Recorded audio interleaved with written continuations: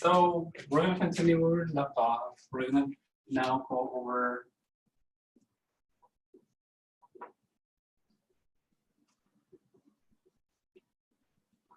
multiplication rule. So it states if two events are occurring and one event affects the other, then it's going to have this notation.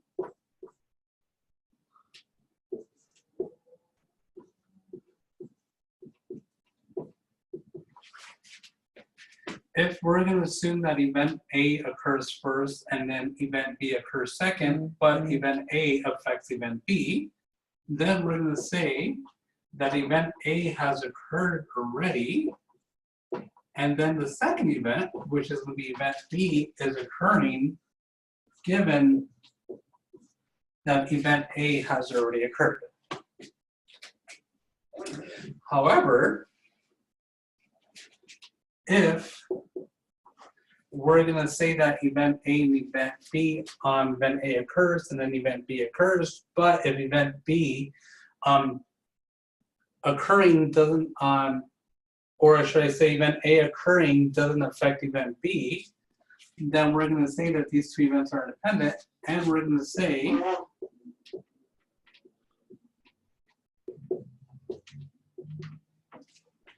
that we're going to have the probability of A, which is going to be this times just the probability of B.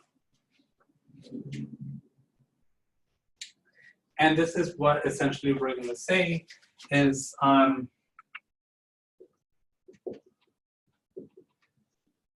events A, B are independent.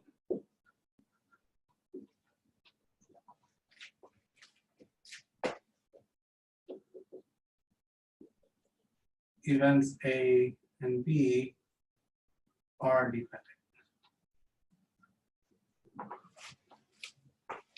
So this is a formula that we're going to use, and we're going to try to see how this formula actually makes sense and see how we're actually going to be able to get some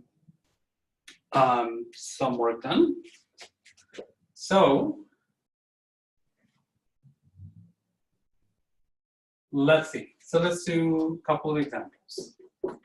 Example one is this.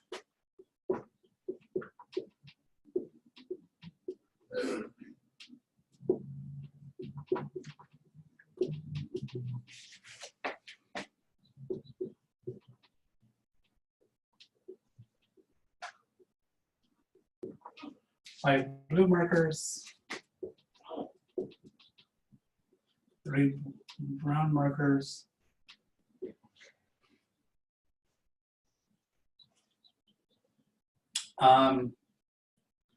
and let's say 10 black markers. Find the probability of getting a blue and blue. So now we're going to see whether or not these events are dependent, independent, stuff like that, and we're going to see what we have. So we're going to write down what's given. So what's given is we have a bag full of markers, but in particular we have 5 blue markers, we have 3 brown markers, we have 10 black markers. So in total, when I add these guys up, 5 plus 3 plus 10 is going to give me 18 markers in total.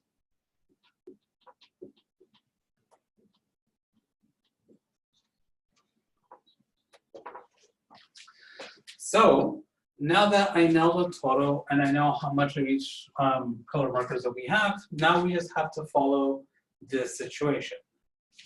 So we're going to notice that we're most likely going to consider this to be the first formula where when I pull out one of the markers, so I need to add one more thing.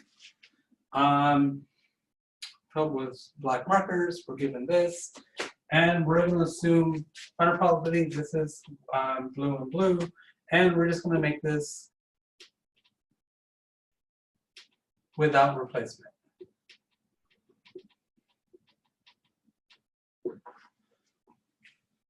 So what's going to happen is when we do this without replacement, it's going to actually give us one of these two cases, and we're going to notice that it's actually going to give us without replacement, it's going to be within dependent events, and with replacement, it's always independent events. So the idea is this: we're going to get probability of blue and blue.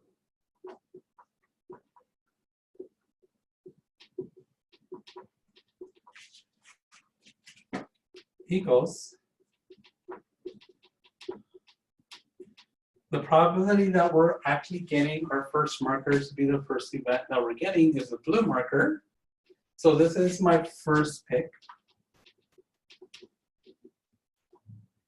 And we notice that when I get my second marker, I'm already assuming that since I picked out a blue marker in my first pick and I'm not replacing it, which means that once I take it out of my bag, I put it in my back pocket and I'm not allowed to put it back in my card. So in that case, when I select the blue card, I have to, a blue marker, I have to take in consideration that I selected a blue marker in my first try. So now it's gonna have this blue, B given A scenario where it's gonna be blue given blue. So now this is gonna be my second pick. So now that I have it structured in this format, now I'm going to be able to apply what we did before with in some of the other videos. You're going to notice when we did probability superposition rule, I'm being able to determine what's in it for my givens, how to plug in the formulas. So when I say probability of blue, I'm going to look at how many blue markers I have. I have 5. Divided by a total of 18. So that's how many blue markers I have in total. 5 divided by 18 in total markers I have in my bag. So for my second pick, this is where it's going to be very crucial. Since I said probability of blue given blue, since I picked out a blue marker and I put it in the back pocket, when I go back and reach another in my hand for another blue marker for my bag, now I only have 4 blue markers left in my bag. And since I took one out, that means for my total sum, I actually have 1 less. So in this case, it's going to be 17. So now this is what I'm trying to find. So the probability of blue and blue is 5 over 18 times 4 over 17. So this is going to equals 5 times 4 is 20. And then 17 times 18. Let's see if we can do that real quick. So that's 56. Let me just do it for you guys, just so in case you don't have a calculator at home. This is 56. That's 7 times 1 is 7. Add 5, so that's 12. And then 18. So I get 6, I get 10, add 1, 306. So then, since we don't have a calculator and we're not going to spend too much time in actually reducing this, because the whole point is just to find how to apply the formula for multiplication rule. It's not being tested or showing a video on how to reduce fractions. So our answer in total is going to be the probability of blue and blue is equals to 20 divided by 306. So that's the probability of actually getting a blue marker and a blue marker in my first try, then again a blue marker in my second try without replacement. So now, what if, this is the exact same example, but the only condition that's going to change is, what if I put it with replacement?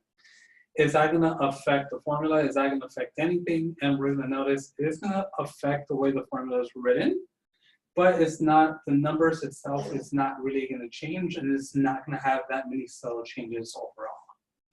So let me get a little eraser and erase this. So I'm going to erase this.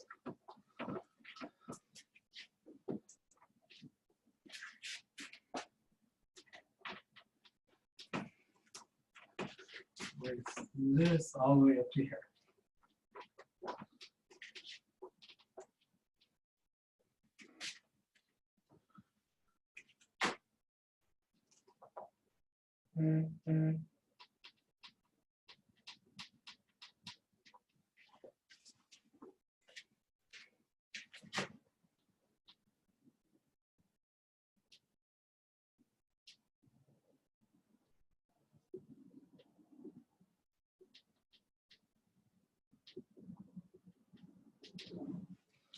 So now, this exact same thing, 5 blue markers, 3 brown markers, 10 black markers.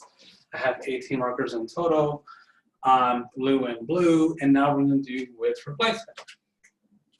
So we had said before, any 2 events that are considered to be dependent are usually without replacement, and 2 events that are independent are usually with replacement. So keep that in mind. So now, since we're dealing with replacement, now we're dealing with independent events. So in this case, this is going to be probability of A times the probability of B, in which the first event has no influence over the second event that occurs. So same thing, probability of blue and blue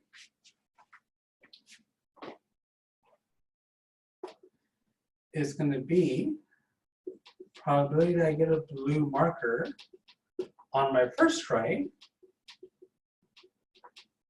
and on my second try, I'm going to get a blue marker, but keep in mind, since this is, say, with replacement, the idea with replacement means that once I select a marker for blue marker for my bag, I look at it and I say, oh, it's a blue marker. I get to put it back inside my bag. I reshuffle and remixture the markers inside the bag. So I just try to create that randomness before I select the second blue marker again. So when I go and get my blue marker, it is still possible that I'm getting the exact same blue marker, but that doesn't matter. The point is that I still have the same 5 blue markers inside my bag, and still giving me the total 18 markers on my second try. Therefore, I'm going to get blue and blue.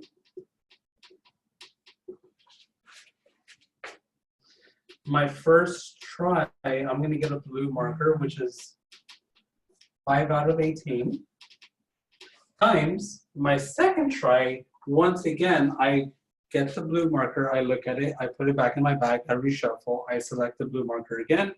But when I select my blue marker again on my second try, I do have 5 blue markers available out of 18 in total.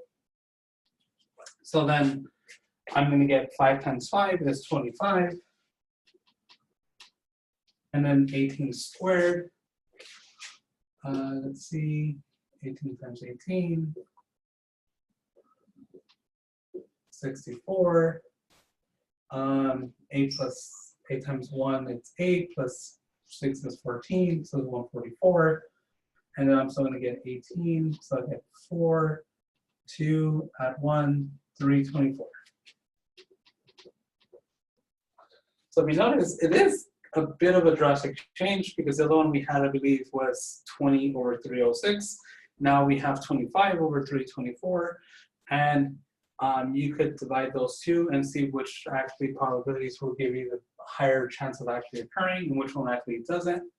But this is essentially the main idea of multiplication rule, is just using one of these 2 formulas.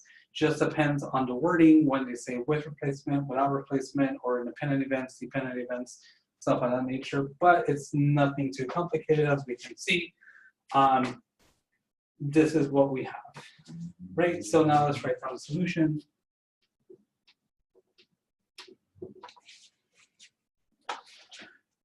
Probability of blue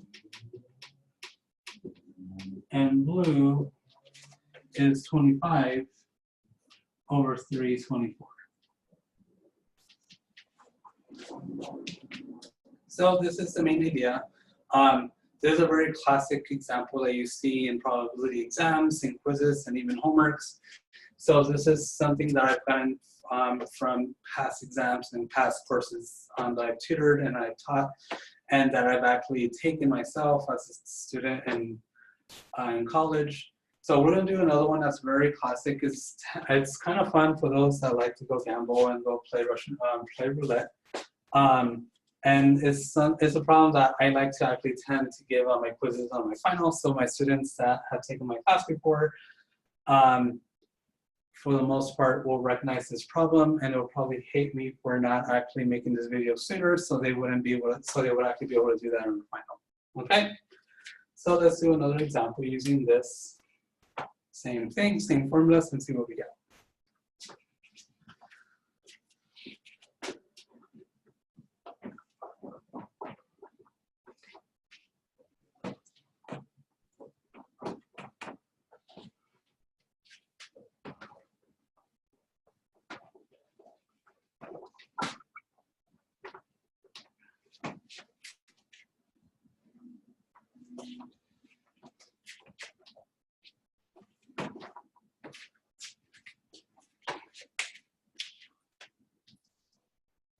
So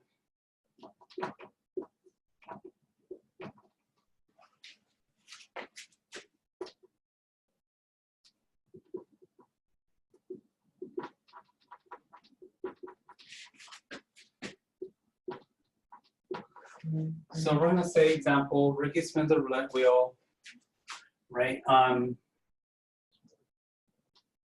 At a casino.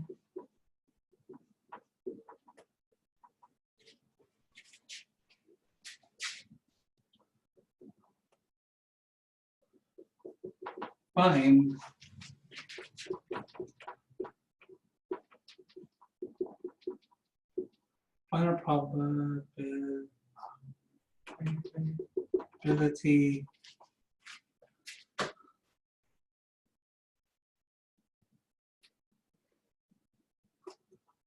of getting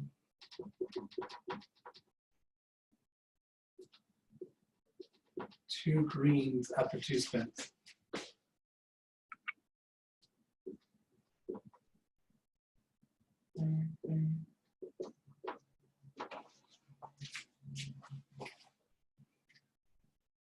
So let's kind of see what we have. Given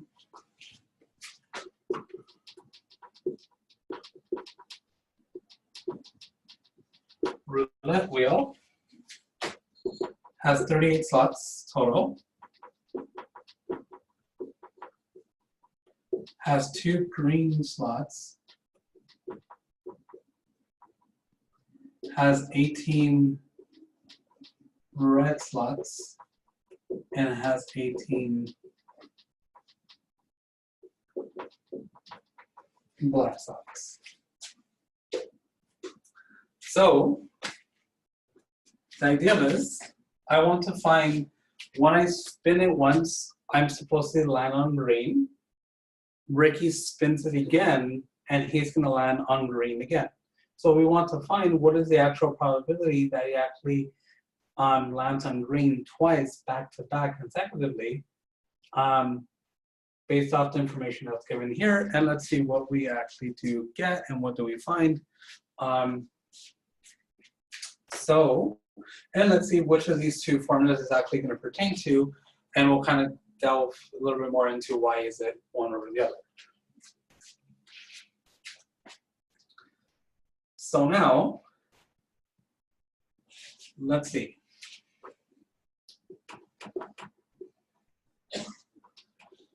Green and green. So once again, multiplication rule is going to apply. So we know when we first spin our first try, I spin, I'm going to get a green, I'm going to land on green.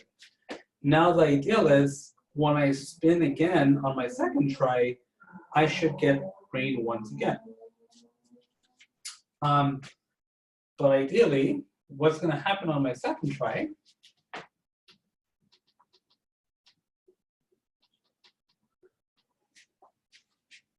is, even though I landed on green on my first try and my first spin, I'm still allowed to actually land on green again. And not just that, I'm allowed to land on on the same slot as I did on my first try. Therefore, we're assuming that these events are independent because me landing on green on the slot doesn't affect my second spin landing exactly on the same slot again. So in this case, this is going to be a probability of green and green.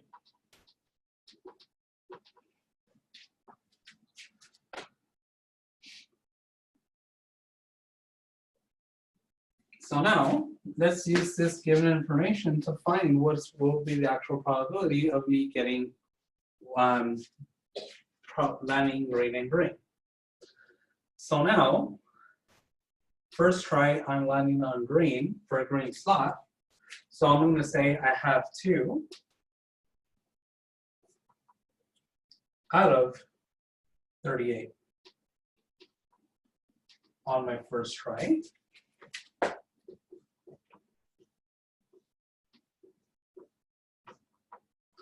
On my second try, once again, I notice I'm still going to get 2 divided by 38 because I'm still able to land on the exact same slot, and we're not removing that slot away from the actual scenario of me not being able to reuse it again on a roulette wheel. So in this case, by properties of fractions and algebra, I'm allowed to multiply 2 fractions. So that means that I'm just going to do 2 times 2 divided by 38 times 38, which is going to give me 4 divided by 38 times 38, I believe should be 144, if I'm not mistaken. 8 times 8, well, actually not 144. That's going to be 64. Oh, it probably is. 24, 6, 30. 38 times, well, 3 times 8 is 24 once again. I carry the 2, so that's 3 times 3 is 9, 10, 11. So I get 4, 4, 4, yeah, 1, 4, 4. So the probability of me actually landing on 2 green slots when I'm actually spinning the roulette wheel is actually 4 out of 1, 4, 4, 4. So we're not going to use, we don't have a calculator, so we're not going to worry about getting this. But if I were to actually have a calculator, we're going to notice that this is a very, very, very, very small probability, and we probably wouldn't be able to get everything. So in total, probability of green and green equals 4 out of 144. And like I said before, this is a classic problem that I've used before in my classes. Excuse me. And this is how we do it. So for everybody that is watching this video that's taken my finals before, I'm sorry I didn't make this video sooner, but now you have an idea how to do it in case you guys were curious or wanted to do this for funsies on your free time. Okay.